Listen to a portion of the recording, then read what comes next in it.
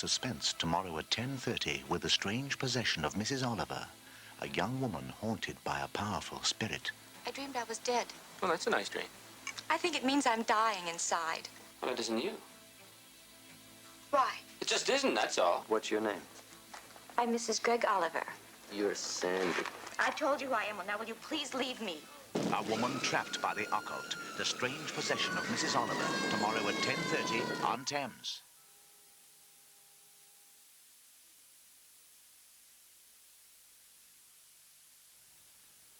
This is Thames from London. The time is now 10 o'clock at the studios of ITN, Alastair Burnet and Pamela Armstrong.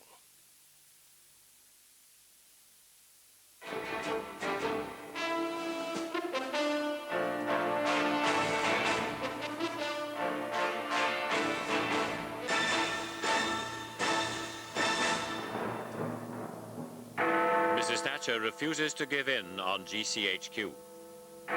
The Employment Secretary and the unions agree on the levy. The Druze militia beat Jamal's army again. In Ethiopia's war, the Cubans may be pulling out. And the Jaguar good wishes to the princess on the line. Good evening. Mrs. Thatcher appears to have rejected a compromise in the dispute with the unions at the communications headquarters at Cheltenham. An all-party committee of MPs strongly criticised today the government's handling of the ban on union membership. The committee of 6 Tories and 5 Labour MPs suggest new attempts to get a no-disruption agreement with the unions based on the concessions the unions have already offered. But despite Conservative talk of a deal today, Downing Street said tonight that there would be no change in the government's plans and that the £1,000 payment in lieu of union membership still stands. The committee's chairman, Mr. Ron Layton, Labour, had said the government's handling of the affair was ham-fisted and inept. The Shadow Home Secretary, Mr. Gerald Kaufman, called the MP's report a devastating indictment of the Prime Minister and Sir Geoffrey Howe. The TUC's General Secretary, Mr. Len Murray, said the MPs had fully justified the union's campaign. This report from a select committee with a Conservative majority is bound to increase the pressure on the government to drop their ban on trade unions at Cheltenham in favour of a compromise deal. The report from the 6 Conservative and 5 Labour MPs was unanimous. They criticised the government's handling of the issue. By their actions, they'd soured relations with the staff at GCHQ and lowered morale. They'd failed to consult with the staff or unions. They'd failed to justify the timing of the ban, and the result had been a damaging public controversy. In particular, the committee was impressed by evidence from Sir Brian Tovey, a former director of GCHQ. He told them the concessions now offered by the unions would have met all the necessary requirements. The most important of these concessions is the offer of a no-disruption agreement. The committee recommends the union should offer legally binding assurances to make that effective and accept the Prime Minister's invitation to further talks. In return, the government should suspend their demand to GCHQ employees to accept the government's terms by March the 1st, and if agreement is reached, withdraw the proposed ban on the unions. The committee felt they were offering the government a way out. The Prime Minister has offered another meeting with the unions. I'm assuming that is going to be a serious meeting, otherwise why have it? And the situation at Cheltenham is deteriorating hour by hour, and I think it's in everyone's interest to get together quickly, and I don't think it's beyond the wit of a British government and British unions, given the will on both sides, to come to a satisfactory arrangement. It involved the government losing a great deal of face, because after all it even credits the possibility that the government was motivated by a desire to show the extreme to which they were prepared to go in order to flush out some concessions to the unions. Those concessions have been offered. Now all that is necessary is to wrap them up in the cast-iron legal terminology which will apply solely to the national security in GCHQ. But as yet, Mrs. Thatcher seems unwilling to reach any such compromise. Although some ministers may be prepared to negotiate a deal, it said the committee's proposals don't meet her objectives. A Downing Street statement said tonight, the government must make clear that the offer made to GCHQ staff, and already accepted by a substantial number of them, stands. What is critical, however, is how many of the GCHQ employees will have refused to accept the government's terms when the deadline is reached. Sir Brian Tovey told the committee that if only 10% of them refused and ceased to work there, it could be a threat to the whole operation. Union leaders believe a large number will sit tight until the deadline to see what happens. And Mrs. Thatcher by then will be forced to back down. I mean, let's face it, she's been out of the country, she's been to Hungary, she's been to Russia, she's had a number of other things on her plate recently, and I don't think she has had a chance to yet look at the reports that will come to her very shortly and to look at the whole situation in the round. And I hope when she does that, she'll realise that the best answer to this problem is to find an agreement. The government has reached an agreement with the TUC leaders not to change the political levy, the system where union members automatically pay a contribution to labour funds unless they contract out. In exchange, the TUC has promised to issue a statement of guidance to unions, reminding members of their right not to pay. Some union leaders saw tonight's deal as a major victory, the first time in 4.5 years that the TUC had changed the government's mind on legislation. Certainly, it'll be a big relief to the Labour Party. Of their total income in 1982 of £3.5 million, nearly £2.8 million of it came from the unions. Of a total TUC membership of 10 million, no fewer than 6.1 million are, consciously or not, paying the levy. If union members had been forced by law to opt into paying, both those figures could have slumped dramatically. If it was a victory, the two men responsible for the secret talks, Len Murray and Bill Keyes, weren't rubbing it in tonight, perhaps because they still have to sell the deal to the General Council. The minister said he'd give the TUC the chance to control the levy, but if the voluntary deal wasn't effective, he'd still legislate. We're determined to see that people do have the right of choice, and the steps that they are proposed now, if they're carried through by the General Council, I'm prepared to accept in good faith. But I've said, and this is a very important point, if it doesn't work, then we certainly will legislate. Well, how do you judge that? You say it must be effective. How will you judge whether the system is effective? Well, people must be informed of their rights, and there must be proper procedures for ensuring that they know that they have the right not to pay the political levy as well as paying it, and that how they, the procedure that's open to them if they decide they don't want to. Much will depend on just what the TUC's statement of guidance says. It'll be published tomorrow, and how unions put it out to their members. But for the time being, the very real threat to the finances and therefore the very existence of the Labour Party seems to have diminished. The Lebanese President, Mr. Jamal, is under increasing pressure tonight to resign after another military setback. The Lebanese army has been split in two by a rapid advance of Druze forces south of Beirut. President Reagan said tonight he'd keep American Marines in the Beirut area as long as they were able to help to get peace. He said the Marines, redeployed to ships off the coast, could stay there well over a year. President Jamal's army has steadily failed since the Israeli withdrawal to the Awali River last summer. Israel had hoped Jamal's forces would be able to take control of the area evacuated, but they managed only to secure Beirut itself and a narrow coastal strip to the south. The Druze forces in the Shuf Mountains could not be budged by the army, and they had support from the Shiite Muslims in the north and from Syria. Last week, Mr. Jamal's forces had their first big defeat when they lost control of West Beirut to the Muslim militias. Now, overnight, Druze forces broke through to the coast, isolating government troops in the south. President Jamal's control is effectively limited to East Beirut and the northern area held by his Maronite Christian allies. The sudden Druze attack came from Syrian-controlled areas in the Shuf Mountains. It prompted an immediate strike by Lebanese Air Force jets. As the battle intensified, districts in Beirut's southern suburbs also came under attack. Heavy anti-aircraft fire was directed at the jets. The Druze command claimed 2 hits, but the army later denied it. This morning, army trucks were found abandoned on the coastal highway, their soldiers said to have fled in disarray. As militiamen were seen stripping army vehicles for ammunition, the picture became clearer. They now hold a strategic section of coast road and have encircled the Americans. We are less than 10 miles from Beirut on the main coastal highway into the city. Here where the army was driven out after heavy fighting last night and where Amal militiamen, PSP fighters and army defectors have now joined forces. The US battleship New Jersey loomed ominously less than 3 miles offshore. The offensive has undoubtedly strengthened the hand of the opposition and raises the question of what happens to Christian militia forces now virtually cut off. A Christian army post was deserted this morning, their soldiers having left, obviously, in a hurry.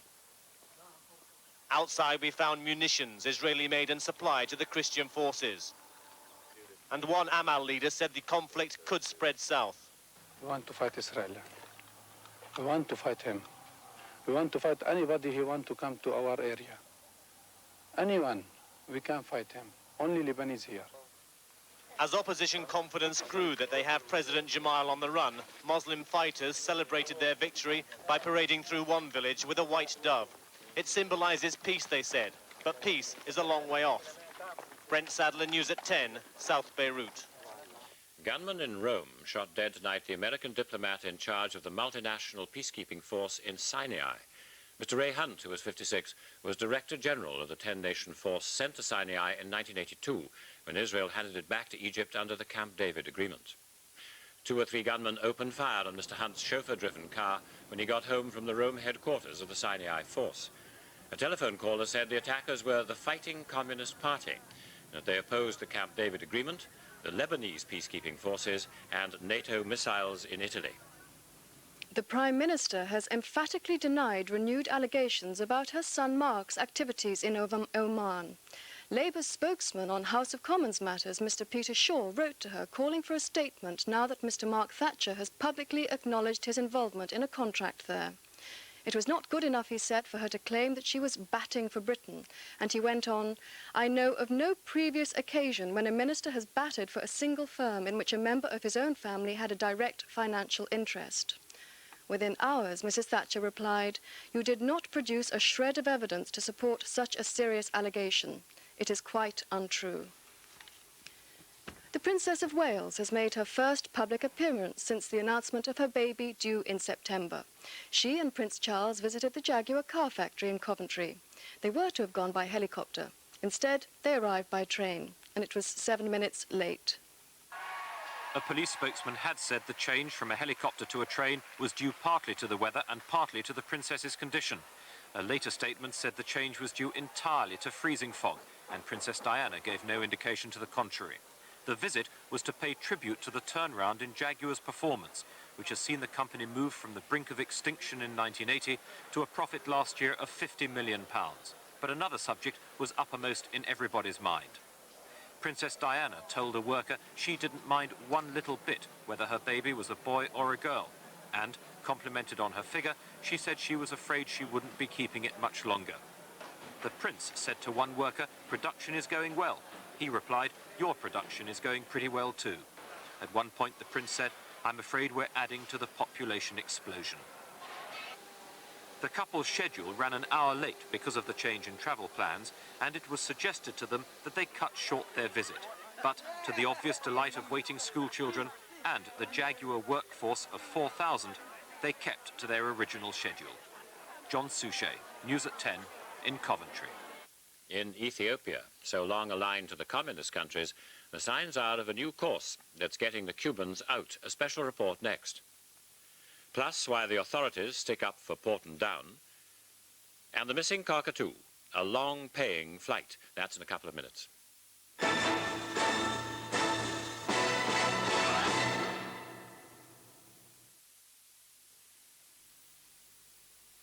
Do-it-yourself motorists, get tuned in to AC Delco. And if you like a bit extra, try this for size. The AC Delco Plus 40 spark plug with a copper core that gives longer life. Till now, AC Delco's amazing range of replacement parts have been mainly just for the trade, but now you can all get your hands on them.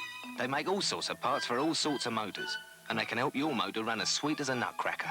So get yourself plugged in to AC Delco. They're tuned for professionals.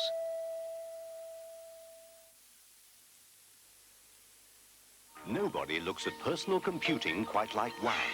The Wang professional computer is part of a totally integrated office automation system. Data processing, word processing. With the Wang professional computer, it all ties in. Wang looks at how all the pieces of the puzzle fit together and gives you one solution that fits everyone's needs, bringing everything in your office closer together. Wang helps keep you ahead. Can't be right? Well, we did half a day's work in the plane. The common market. Could this budget crisis mean the end of the community? Why isn't British industry getting more out of British research? And why are pop concerts good for Guinness? In a week when the FT considered all these questions, what was your point of view? No FT. No comment. A tree depends on soil to support it. Teeth depend on gums to support them. But teeth are under attack 24 hours a day, like this, from the bacteria in plaque. Bacteria which in time could undermine your teeth. But regular brushing with Mentadent P will help you to protect your teeth and your gums. Mentadent P contains a bactericide, as well as fluoride. Are you protecting your teeth and gums with Mentadent P? Now, TWA's ambassador class on their 747s is what I call a transatlantic business class. It's the one from Heathrow with only 6 seats across, like this. Not a conversion. There's more leg room than in other business classes, and the seats recline more. So much better for relaxing. And working, of course. TWA's ambassador class isn't just for enjoyment, you know.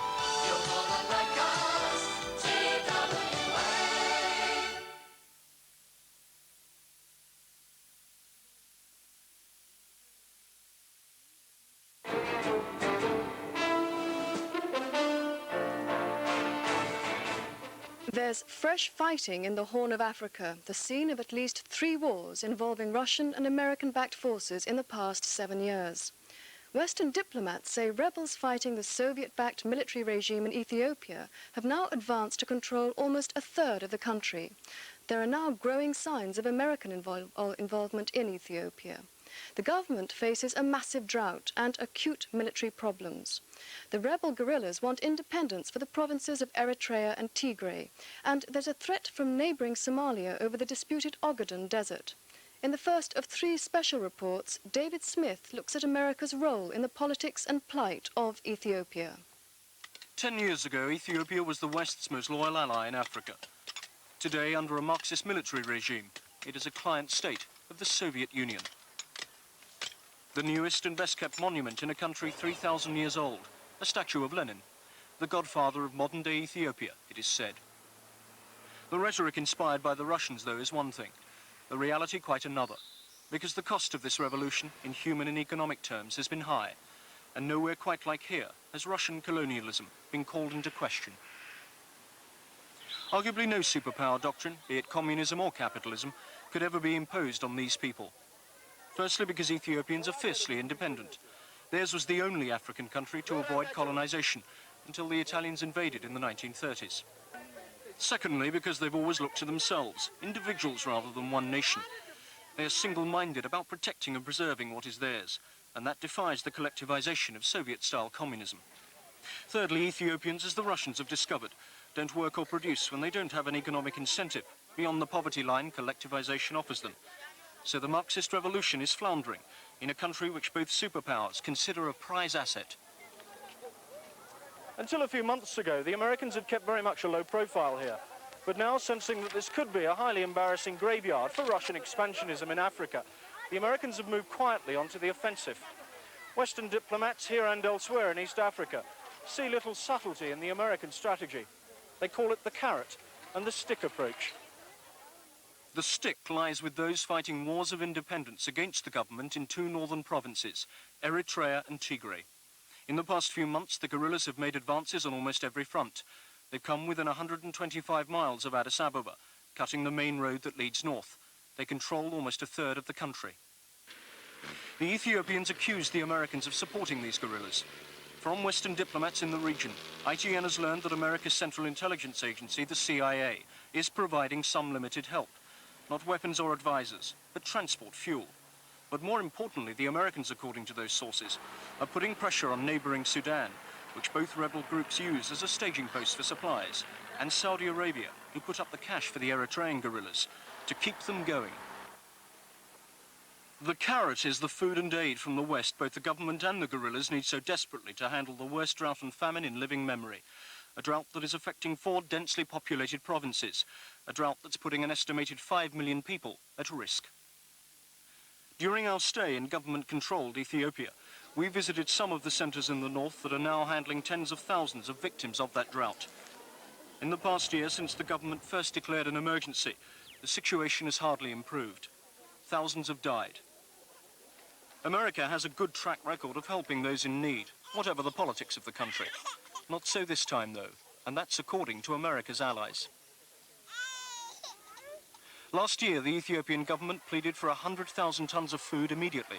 They got half that, and just 3,000 tons came from the Americans. Given the plight, though, of these people, and given the stated policy of the Reagan administration to, quote, "a hungry child knows no politics," there is a compromise in the making. The Americans have now made it clear to Marxist governments like this one that humanitarian, even long-term development aid is available to them, so long as Washington sees hard evidence that the country in question is not going to take American help with one hand while paying the Soviet Union and its allies for services rendered with the other. Be it out of choice or necessity, we don't know, but Marxist Ethiopia is apparently about to compromise. For the past 7 years, the Ethiopian government has had 12,000 Cuban troops in the disputed territory of the Ogaden Desert in eastern Ethiopia. They defend another Ethiopian front line against Somalia, which claims the Ogaden and which is backed by America.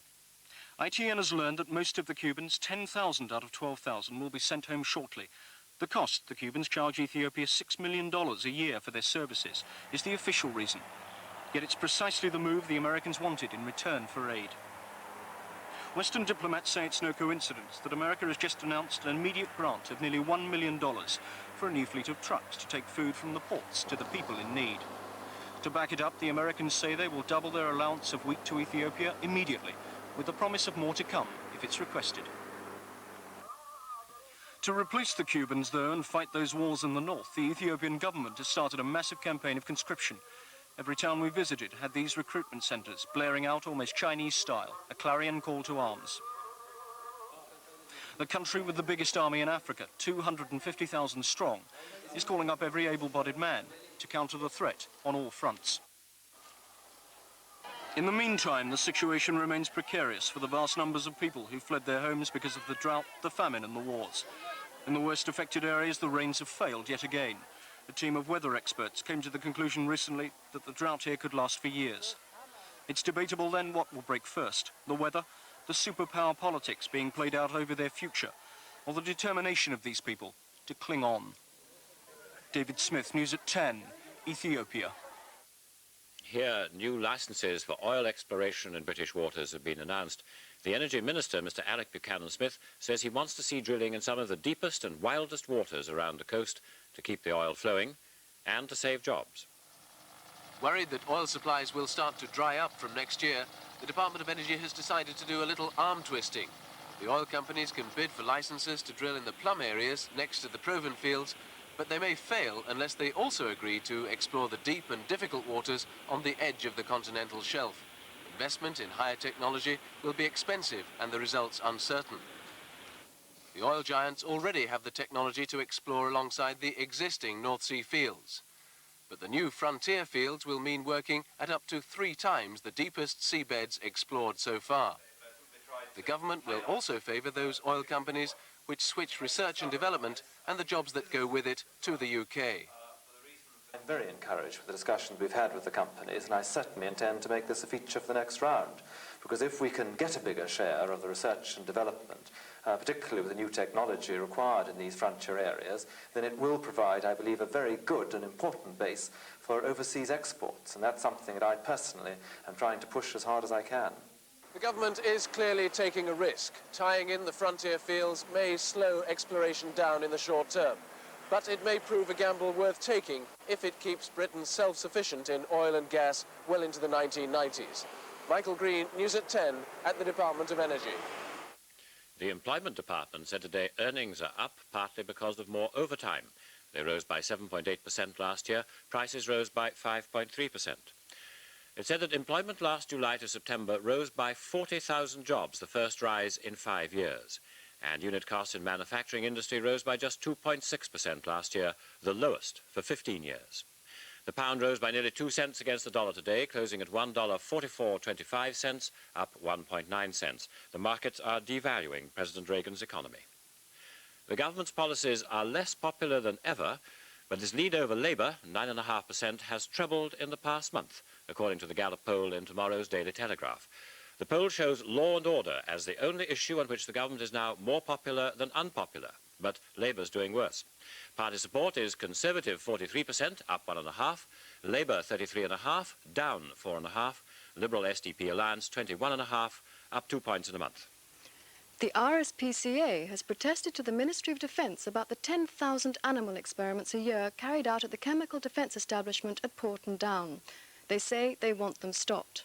The experiments involve sheep and monkeys being shot with high-velocity bullets. Similar experiments have already been banned in the States. Here, the ministry say they're necessary. It's extremely important for the, what I might call, health and well-being of our soldiers, sailors and airmen that we carry out particular experiments that will give us the information that we need to have. And we've had in the Falklands the best possible justification for these experiments, because we suffered there about 370 wounds, which resulted in people having tissues damaged and wounds of that sort. And no one died. And I'm not saying that that is a total 100% success, because some of them may well have survived anyway, but in the past there have been medical problems. And what we were able to do here is, by means of the knowledge gained from experiments of the sort that are in question, we were able to give assistance immediately when people were in shock and save lives. And I happen to think that there are an awful lot of people around in Britain tonight who've got sons, husbands, fathers who are extremely pleased about that. Dennis McWilliams, a Southampton pet shop owner who's been hiding a yellow and white cockatoo called Scooby-Doo, was fined a total of £400 by a court in Hampshire today. The bird, pictured last week, disappeared from its pet shop perch just as animal inspectors were about to call. They were putting birds down because of an outbreak of a deadly disease. McWilliams admitted hiding Scooby, but tonight he's staying silent about where it is. He could face a prison sentence if he continues to defy the court. Ethel Merman, the star of Broadway and the cinema, has died. She was 75. For 30 years, she sang her way forcefully to success in shows like Call Me Madam, Annie Get Your Gun, and Gypsy. Miss Merman never formally trained as a singer. She said she owed her powerful voice simply to good lungs. The Queen has sent a personal message of congratulation to Britain's Olympic ice dance champions, Jane Torvill and Christopher Dean. She said she watched them win their gold medals on television last night with great pleasure. So, after Olympic success, what next? Ian Edwards tried to find out.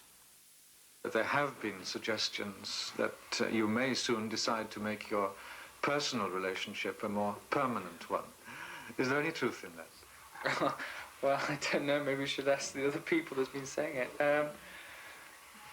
As far as we're just going to carry on skating together for the foreseeable future for some time, and we'll take it as it comes. Because you seem inseparable on and off the ice. We get on quite well together. She's okay. Tonight's soccer, the Milk Cup semi-final first leg between Everton and Aston Villa can be seen on ITV in Midweek Sports Special after news at 10. So shut your eyes if you don't want to see the score.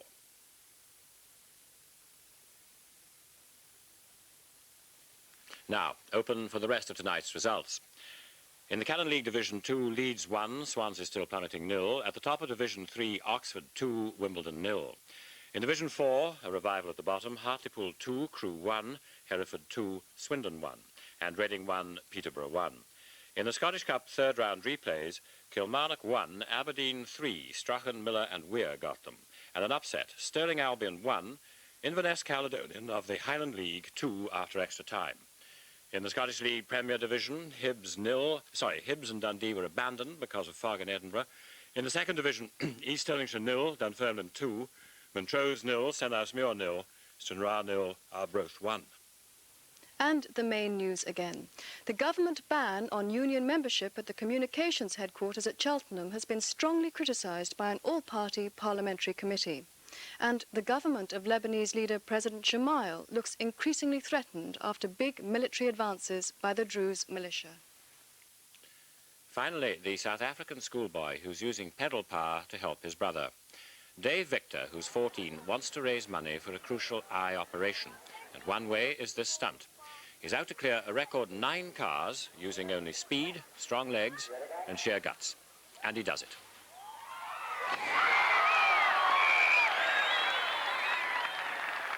And with a bit to spare. And that's the news tonight. Good night.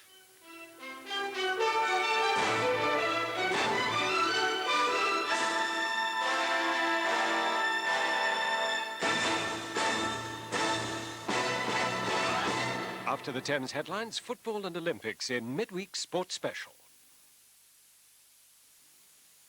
Have you noticed how some people always seem to know the right thing to do? If your wood's a bit damp, try candle grease instead of elbow grease. You might say they've got the knack. Well, you can get it too. Each week, the Knack gives you a thorough grounding in all the DIY skills. Never thought you'd see me plastering. But once I got the knack, it wasn't difficult. The Knack not only teaches you the skills, it gives you the tips that prevent mistakes. Home electrics, plumbing, masonry. It's all a lot easier once you've got the Knack. Buy issue 1 and get issue 2 free.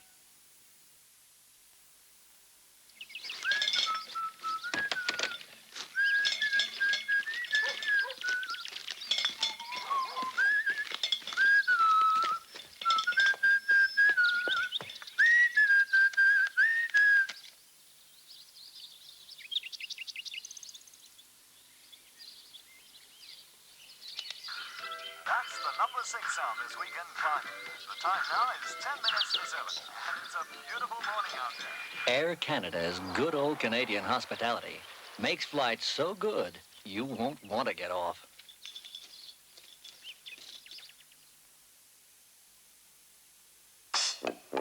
Everything today is thoroughly modern. Bird's eye oven crispy is caught in batter in the oven you pop. Traditional deliciousness. Goodbye, old frying pan. I'm changing and how. So hear that bird's eye cod has thoroughly modern batter now. Bird's eye oven crispy cod. It's thoroughly modern, but it tastes traditional. Oh-do-de-oh-do. Holiday in Spain from £99. Relax, you're with Enterprise. Isn't that better? You can trust the dealers in Car Buyer. Car Buyer, in your newsagents now, only 20p.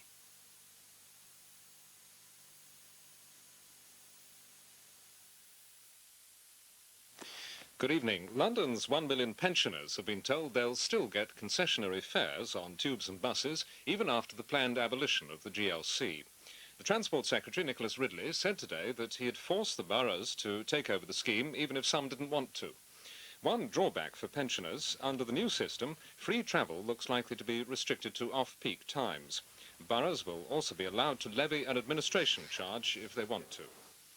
Meanwhile, a pensioner is still smarting from an experience of London buses. May Cavalier, who's 83, left her handbag on a number 5 bus. She got it back, but London Transport charged her £13, a tenth of the value of the bag and its contents. They said it's normal practice, but they've relented after pressure from Mrs. Cavalier's MP in Dagenham, Brian Gould. The Labour-controlled GLC have agreed a rates cut of 7.5%. The figure, decided after a record 16-hour overnight sitting, will mean ratepayers in outer London will be about £9 a year better off. Businesses will benefit too, and travel fares and council house rents will be frozen. The cut will be cancelled out in inner London because of rising education rates. The London Tourist Board are the losers in the reshuffle. Their grant of £360,000 is being stopped. They've been told they weren't doing enough to stamp out exploitation of workers in the hotel and catering trade. The board say they'll try to find the cash from elsewhere. A £5,000 reward has been offered for information leading to the capture of 3 raiders who robbed and tortured a Peckham couple on Monday. Cicely Tipple was stabbed and battered by the robbers. They cut off her husband Harry's toe and tried to force him to eat it. A plan to keep curb-crawling motorists away from a red light area in Balham has been agreed by councillors tonight.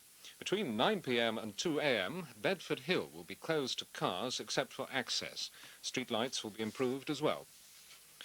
The government are considering an appeal for a clampdown on London's amusement arcades. The Home Office Minister, Douglas Hurd, met a delegation of councillors and says he'll now start discussions with other groups.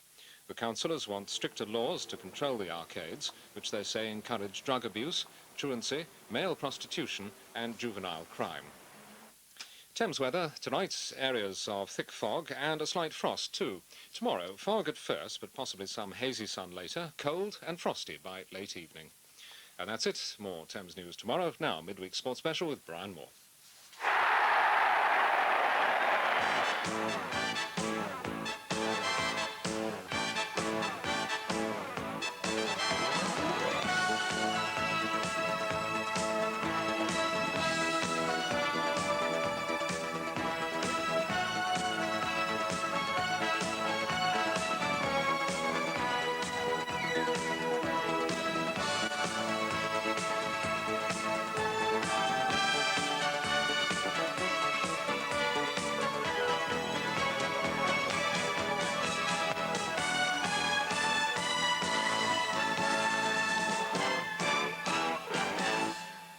Good evening. Tonight on Midweek Sports Special, the semi-finals of the Milk Cup and the moving story of Britain's leading javelin thrower, a girl who's got so many reasons for going for gold in Los Angeles this summer.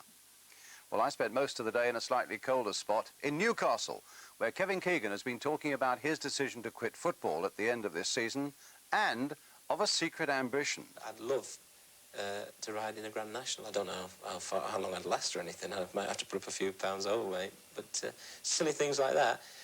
There's a lot of challenges left. Meanwhile, one of Kevin's old clubs, Liverpool, are now in next month's Milk Cup final at Wembley, and we'll see how they ended the dreams of third division Walsall last night. And now we ask, can their neighbours and greatest rivals Everton make it an all-Merseyside final at Wembley as they take on Aston Villa at Goodison Park in the other semi-final? Also, who's this on the speedball? Well, it's a young lady hoping to take an Olympic title this summer. Last year in the World Championships, Fatima Whitbread came within inches of winning the gold medal in the javelin. Tonight, the fairy tale story of the girl who was abandoned as a baby and then adopted by the woman who began as her reluctant coach. And then I called her back and said, what I'd suggest is you ask your parents to buy you a javelin and boots, but only if you're serious about it, because the equipment is very expensive. And I just left it at that. I didn't realise for one moment that she was going back to a children's home. The remarkable story of Fatima Whitbread, that comes up later on. But now the night's football headlines from Steve Ryder. In the big match in Division 3, Oxford have moved into third place with a 2-0 win over Wimbledon. Wally Downs, the Wimbledon midfield player, was sent off midway through the second half. A Peter Lorimer goal gave Leeds victory over Swansea at Elland Road. Meanwhile, at the Hawthorns, his old teammate Johnny Giles was announcing a powerful managerial trio. Giles was confirmed today as West Brom manager and immediately hired Norman Hunter and Nobby Stiles as his coaching staff.